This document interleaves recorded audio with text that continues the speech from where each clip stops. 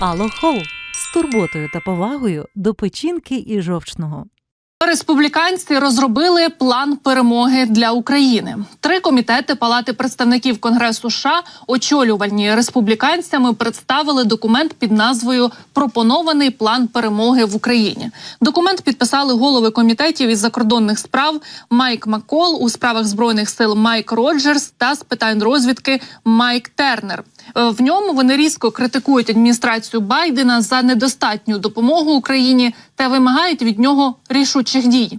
Мантра Байдена про підтримку України стільки, скільки буде потрібно – програшна стратегія, наголошують республіканці. Вони вимагають від Білого дому представити план перемоги, який заслуговує на довіру та якомога швидше надати Україні необхідну для цього зброю. Зокрема, на думку авторів документа, Києву потрібно найбільше далекобійний варіант «Атакамс», літаки F-16, а також достатня кількість касетних боєприпасів, артилерії, засобів ППО і бронетехніки, щоб змінити ситуацію на полі бою.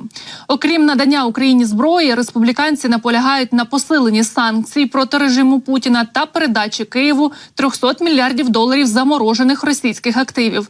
Конгресмени також наголошують на необхідності контролю за американською допомогою, водночас визначаючи, що досі численні перевірки не виявили жодних істотних порушень. І ви знаєте, тут навіть хочеться подякувати цим республіканцям, тому що дійсно, про план перемоги говоримо не лише ми, про план перемоги хочуть почути усі на Заході, ну і ми, звісно, хочемо почути, що для нас перемога, де ця кінцева мета і що взагалі буде вважатися цією перемогою. Вихід на кордони 91-го року, але не факт, що Росія потім припинить обстрілювати територію України. Тому ось це дійсно надважливо. Те, що вони закликають передати Сполучені Штати Америки, ухвалити той пакет допомоги для нашої держави.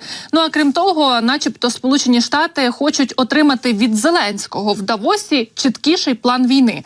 Пише про це Bloomberg із посиланням на джерела. Швидше за все, цю тему перед президентом України у кулуарах Всесвітнього економічного форуму порушить радник із нацбезпеки США Джейк Саліван.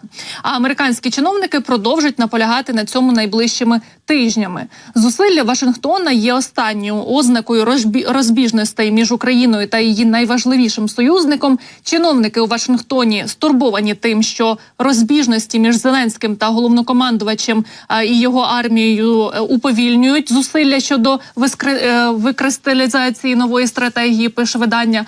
І за словами одного із джерел, українські військові зараз розробляють плани на цей рік, і на розгляді знаходиться повний спектр варіантів.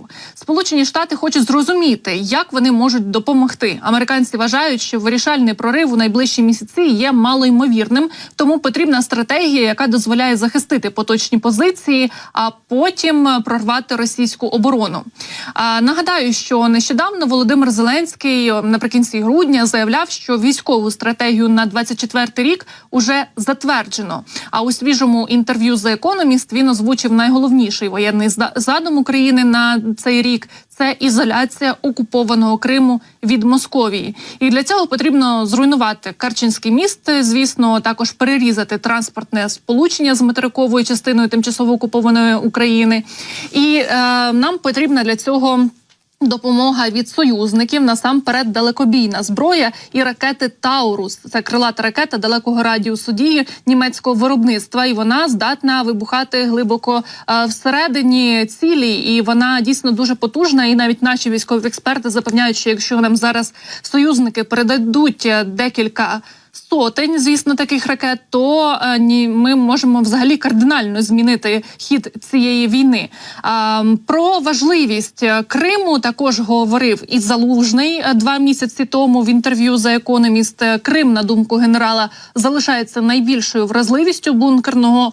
Тож можна сказати чи припустити, що, мабуть, зусилля воєнного командування поточного року будуть спрямовані саме на отримання далекобійної зброї. Насамперед, балістичних та крилатих ракет «Атакамс» і «Таурус».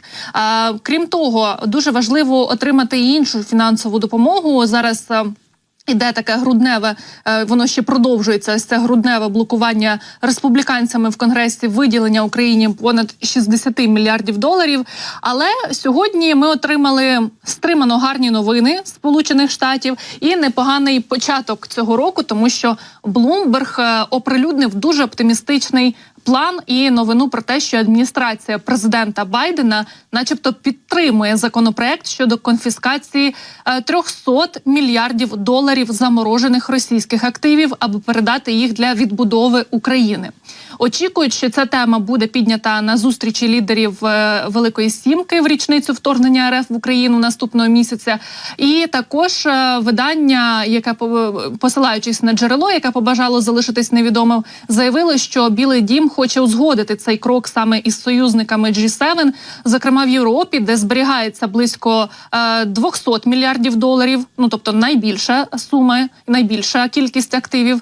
Але раніше ЗМІ писали, що ці обговорення на Заході дійсно активізувалися, і президент про це заявляв, і казав, що конфіскація заморожених російських активів на тлі того, що зірвалося виділення 2 пакетів фінансової допомоги, я нагадаю, у Сполучених Штатах не змогли ухвалити, і також у Європейському Союзі там Орбан заблокував виділення нам 50 мільярдів євро. Так от, конфіскація російських активів розглядається на Заході як альтернативне джерело фінансування допомоги в Україні. І ЗМІ пишуть про те, що США наполегливо підштовхують до такого кроку європейських союзників, але, на жаль, Франція, Італія та Німеччина поки начебто налаштовані обережно, бо вони бояться важких наслідків цієї конфіскації для саме довіри до євро серед місцевого населення, а також, що Росія може зробити такий же крок у відповідь, тобто конфіскувати європейські активи у РФ. Тому будемо сподіватися, що на цій зустрічі Великої Сімки їм все-таки вдасться домовитися, дійти згоди щодо виділення Україні ось цих 300 мільярдів доларів російських активів, бо це значна сума, вона нам дійсно активно допоможе, але тут ще варто розуміти, що ці гроші йдуть на відбудову. Що буде вважатися так відбудовою? Відбудовою, маючи на увазі, ми будемо витрачати ці кошти саме на те, аби відновити наші населені пункти, які зруйнувала російська армія, чи все-таки у слово відбудова і в цю тезу будуть вкладати і саме озброєння нашої армії, бо, мабуть, це одне із найважливіших, те, що в першу чергу ми маємо забезпечити зброєю наших людей для того, аби ми могли протистояти цим окупантам.